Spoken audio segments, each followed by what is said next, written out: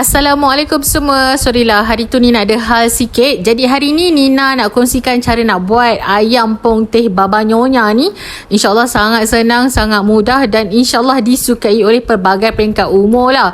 Bahan-bahannya pun ada je kat rumah. Jom. Bersihkan ayam dan kita gunakan kicap cair, kicap manis, kicap pekat dan sedikit gula untuk kita perap dalam 15 ke 20 minit macam tu. Kemudian dalam kuali kita tumiskan bawang putih dan bawang besar lah ya, sampai dia agak keperangan macam ni. Masukkan tauco manis.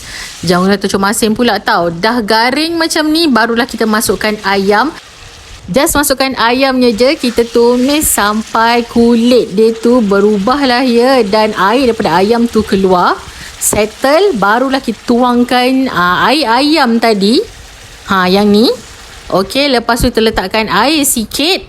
Dan kita letakkan kentang beserta dengan cendawan ni. Okey, Nina guna cendawan shiitake je.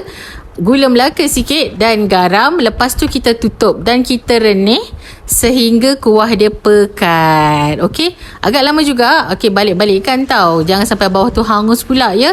Dan dah siap. Ya Allah, lembut sangat kentang. Cendawan tu pun sedap. Dan ayam ni pun meresap dia punya rasa tu sampai ke dalam. Makan dengan nasi putih pula kan. Rasa manis dia just nice sahaja. Korang wajib cuba tau. Itu saja untuk kali ni. Bye-bye.